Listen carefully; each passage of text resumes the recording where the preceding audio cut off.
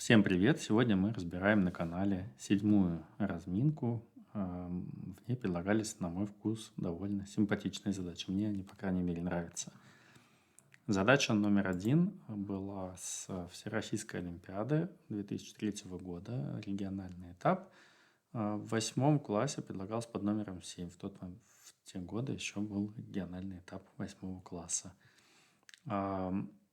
Автором задачи является Иванов Сергей Владимирович, ныне являющийся деканом факультета математики и компьютерных наук Санкт-Петербургского государственного университета. Задача была такой: есть прямоугольный треугольник с углом С прямым, и в нем отмечены такие точки D и K, что вот три красных уголочка равны. Требуется доказать, что отрезок BK в 2 раза больше, чем отрезок DC. Ну, как и часто бывает в задачах для младших классов такого сорта, вот это самое условие bk равно 2dc нужно и стараться изобразить. То есть нужно удвоить отрезок dc. Берем отрезок dc, давайте его отметим вот так, и продлеваем его на свою длину. Тут, конечно, может возникнуть вопрос, а почему мы его продлеваем на свою длину в эту сторону, а не в эту сторону? Ну, потому что здесь прямой угол, а значит, мы заработаем равнобедренный треугольник автоматически. Вот, итак, давайте вот построим такую точку D', что DC равно CD'. Мы бы хотели проверить, что BK равняется DD'. Ну хорошо, что мы дальше видим? Мы видим, что на самом деле к отрезку BK можно естественным образом присоединить отрезок DK, который равен отрезку AD. Да, то есть мы можем отметить равные отрезки здесь. Да, углы при основании треугольника равны. Вот, и тогда это равенство, оно окажется равносильно тому, что AD' равняется BD. Почему это действие естественно? Ну, оно естественно, потому что мы получим отрезок BD, который есть сторона вот в этом вот равнобедренном треугольнике, который мы построили. То есть свяжем на самом деле немножечко сильнее картинку. Ну и плюс ко всему, по факту, практически избавимся от точки К. То есть мы еще ее используем, но сейчас уже условия точку К вроде как не содержит, ну, кроме равенства углов каких-то. Вот. Ну и дальше, естественно, кажется, что если у нас уже есть отрезок BD, мы точку D' еще никак не привлекли, то вроде бы достаточно воспользоваться тем, что здесь BD равно BD', и тогда мы получаем, что нам нужно доказывать, что треугольник AD'-B является равнобедренным. Да, вот нам нужно проверять вот это равенство, а это означает, что нужно проверять равнобедренность треугольника. И вот теперь мы уже от отрезков можем перейти к углам. У нас же основное условие про углы. Вот, поэтому естественным образом оказывается перейти к уголочкам. Давайте соединим, значит, нарисуем здесь BD'. И давайте здесь отметим уголочек вот такой. Он из симметрии равен вот такому уголочку. Вот мы бы хотели проверить, что в треугольнике D' АБ углы при основании равны. Но угол при основании у вершины B – это красный уголочек плюс голубой уголочек. А дальше мы можем, значит, хотели бы доказать, что здесь тоже красный плюс голубой уголочек. То есть хотели бы проверить, что вот этот маленький уголочек КАБ, он тоже равен голубенькому. Но это как раз очень просто, потому что вот если мы разобьем красный угол на одну дужку и точечку, то мы увидим, что вот в этом треугольнике АКБ внешний угол равен, это красный угол, и один из внутренних точечка. Ну, значит, второй есть дужка. Мы получили, что угол А это есть красный плюс голубенький, и угол Б есть красный плюс голубенький. То есть треугольник получился равнобедренным, и задача решена. Переходим ко второй задаче. Вторая задача тоже была с регионального этапа Всероссийской Олимпиады, на этот раз 1998 года, в 9 классе под номером 2. Автором задачи является Павел Александрович Кожевников. Мне эта задача нравится, несмотря на то, что она довольно простая. Мне кажется, интересное наблюдение. И вообще я как бы сторонник того, что в геометрических задачах ценно наблюдение, даже если оно очень простое, но если оно изящное, то оно достойно того, чтобы оказаться на Олимпиаде. Вот, в данном случае очень естественным является вообще, если у вас есть две окружности, почти всегда нужно проводить общую хорду, если они пересекаются по двум точкам, потому что это создает много общих вписанных углов в эту окружность. Ну и дальше задачка раскручивается достаточно просто. Мы можем увидеть, что угол АПQ равен углу АЦQ, потому что они опираются на дугу АQ в одной окружности. Ну а дальше можно еще увидеть, что вот такой вот уголочек АДQ, вписанный в верхнюю окружность, равен уголочку БПQ, вписанным в эту же самую окружность. Но тогда красные уголочки у нас просто являются разностью зеленого и голубого и в той и в другой конфигурации. И на этом решение задачи заканчивается. Я хочу отметить, что эта задача позже в какой-то из годов попала, по-моему, на матпраздник. То есть она еще после этого использовалась и была еще на какой-то зарубежной олимпиаде тоже использовалась. То есть такое, в общем, не то, что она просто вот была только на Всероссийской олимпиаде, потом все-таки этот факт настолько понравился разным составителям, что этот факт был еще использован пару раз в качестве задачи.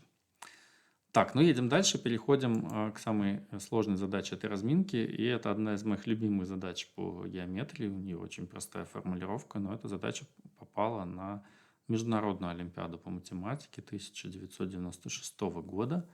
Условие задачи было такое, что есть точка P внутри треугольника, и верно вот какое-то странное равенство углов. Требовалось доказать, что если D и E – это центры вписанных окружностей АБП и АЦП, то прямые пересекаются в одной точке. Ну, понятно, что здесь довольно корявая формулировка, вторая половина. Нужно просто доказывать, что биссектрисы угла АБП и биссектрисы угла АЦП пересекаются на АП. То есть так и изящнее выглядит, и на мой взгляд, более-менее, ну, в общем, не нужно вот эти лишние точки привлекать. Вот. Как же такую задачу решать? Ну, я знаю довольно много решений этой задачи. Я расскажу, наверное, 3 решения, может быть, 3,5 решения. Значит, первое решение состоит в том, что нужно постараться изобразить вот это условие каким-то образом, да, то есть нарисовать каким-то образом разность углов, переконфигурировать картинку. Это можно делать довольно большим количеством способов, то есть можно рисовать какие-то треугольники подобные АБП и АЦП, пристраивать к каким-то отрезочкам. Но можно и довольно изящным способом поступить. Давайте сделаем на другой картинке. А именно взять окружность, описанную около треугольника АБЦ, и пересечь ее с прямой АП. Вот обозначим эту точку X.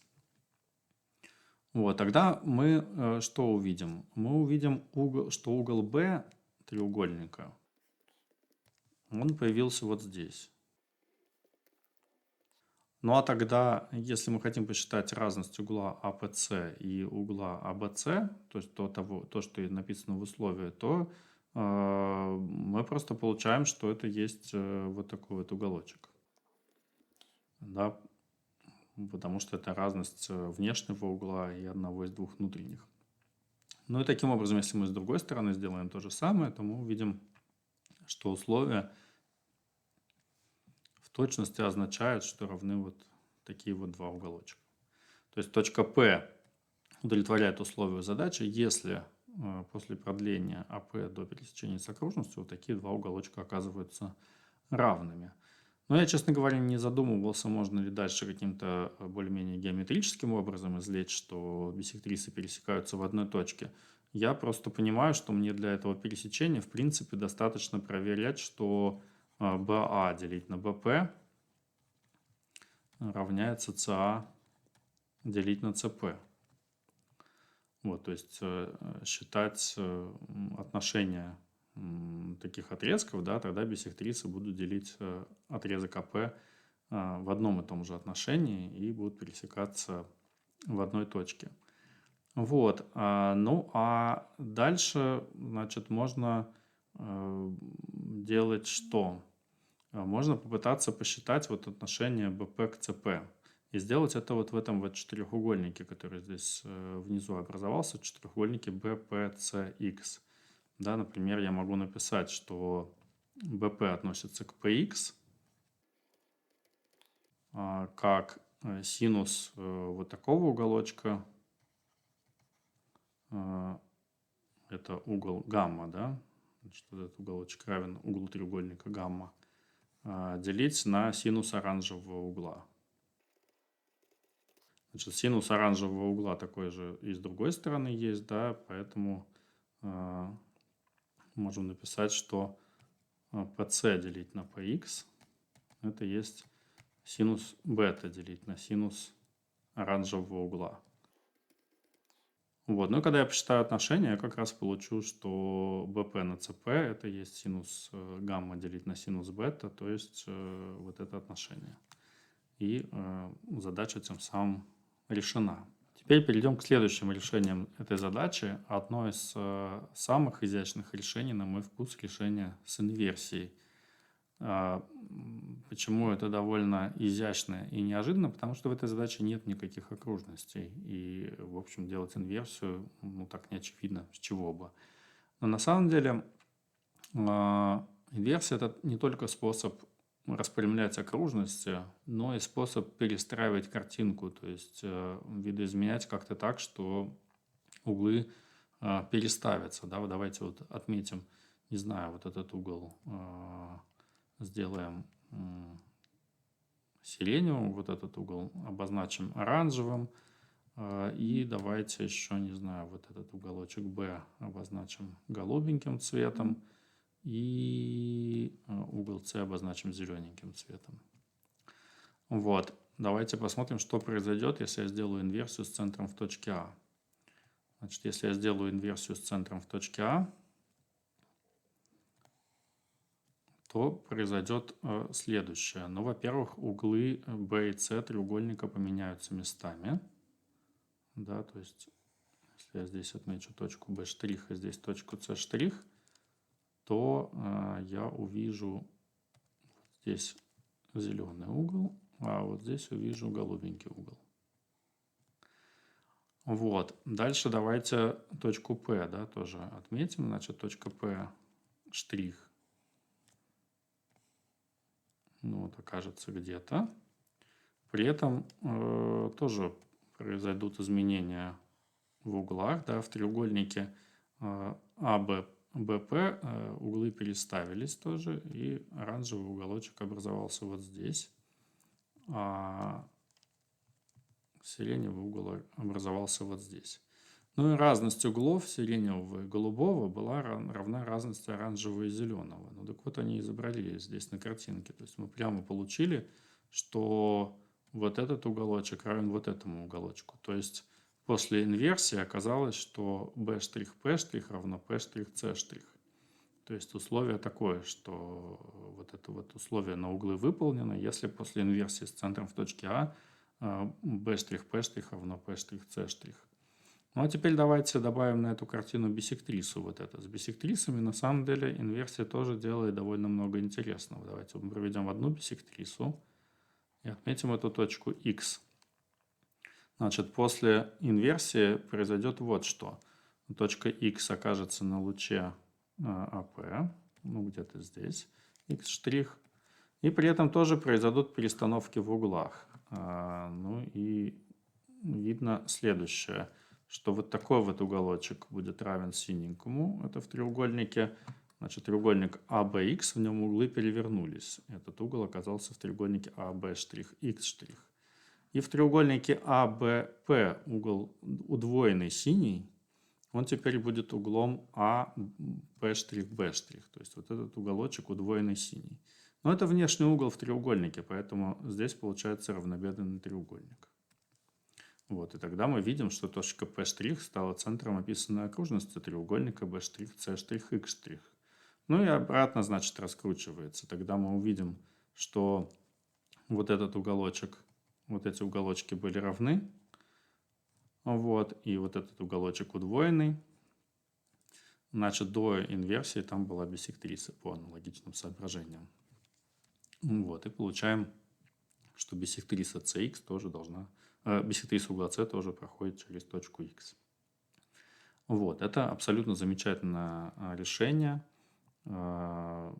И, на мой взгляд, довольно неожиданное, потому что использует инверсию.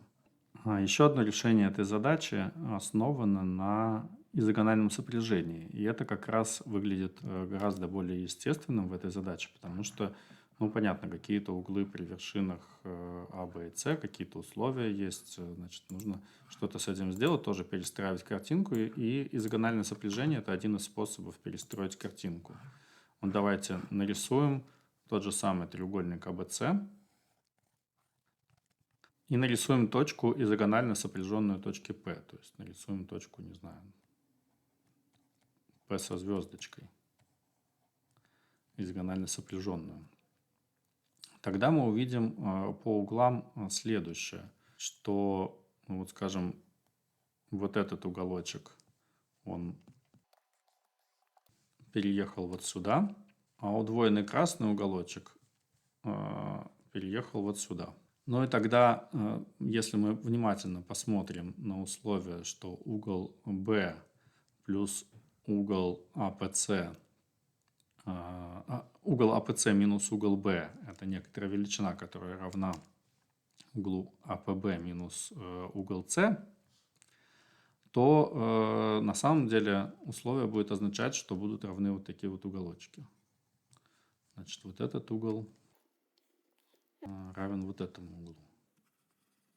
Потому что вот этот оранжевый угол, он сейчас выражается как? Это есть угол B плюс зеленый плюс красный. То есть вот этот оранжевый угол, это есть угол B плюс 180 градусов минус угол АПЦ. Вот. Но у нас известно, что угол АПЦ минус угол B это такой же угол, как угол АПБ минус угол С. Ну, то есть мы получим абсолютно аналогичную картину для угла АП со звездочкой B. То есть после изогонального сопряжения точка P со звездочкой оказывается вот такой, что такие два уголочка равны. Ну а дальше все просто. Давайте вот тоже вот проведем какую-нибудь вот эту прямую, обозначим вот эту точку X и посмотрим на ее изогональное сопряжение. Вот, это будет точка лежать на P со звездочкой, естественно, X со звездочкой. Ну и вот здесь будет биссектриса, два синих угла. Вот, но условие на вот эти вот оранжевые углы говорит, что здесь тоже биссектриса.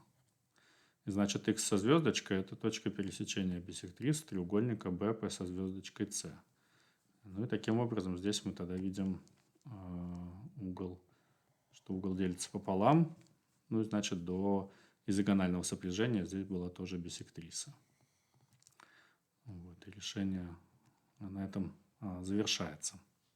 Вот. Ну и завершающее, наверное, какое-то замечание в этой задаче, которое я бы хотел сказать, то, что и при изогональном сопряжении получилось что-то интересное, и при инверсии получилось что-то интересное. Но на самом деле задача про довольно понятное геометрическое место точек. Вот само вот это условие, которое мы хотим здесь проверять, означает, что точка P лежит на окружности Аполлония треугольника. Окружность Аполлония треугольника – это такая окружность, как раз геометрическое место точек P, таких, что BP делить на CP равняется AP делить AB делить на AC.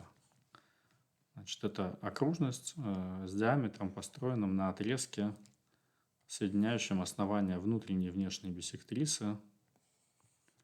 Да, и вот такие окружности называются окружностями Аполлония треугольника. Вот. Ну и в принципе про эти окружности почти все можно понять. То есть можно понять, где находится их центр, можно вот понять, что основания биссектрис лежат на этих окружностях и так далее, и так далее. И на самом деле все углы там достаточно хорошо как-то можно организовать и понять, что это геометрическое место точек как раз с помощью углов вот таким образом и задается. Вот. И это некоторая геометрическая подоплека этой задачи. Но на самом деле проще всего, опять же, понимать, что это инверсный образ, что это окружность Аполлония, сделав инверсию с центром в точке А. То есть вот когда мы делаем инверсию с центром в точке А, мы понимаем что-то про новые точки P. Да? Они просто лежат на серединном перпендикуляре к B', C'. Вот. И ну, это уже такая как бы совсем известная история, да, что вот, значит, что же нужно, во что же переходит при инверсии относительно точки А, середины перпендикуляр к B', C'. Вот. Ну и то же самое про изогональное сопряжение, конечно, тоже очень интересно увидеть, во что переходит окружность Аполлония при изогональном сопряжении. Вот, на этом разбор третьей разминки заканчивается. Если вам понравилось это видео, не забудьте поставить лайк, подписаться на канал. Это очень меня порадует. Ну, а мы встретимся с вами на следующем разборе.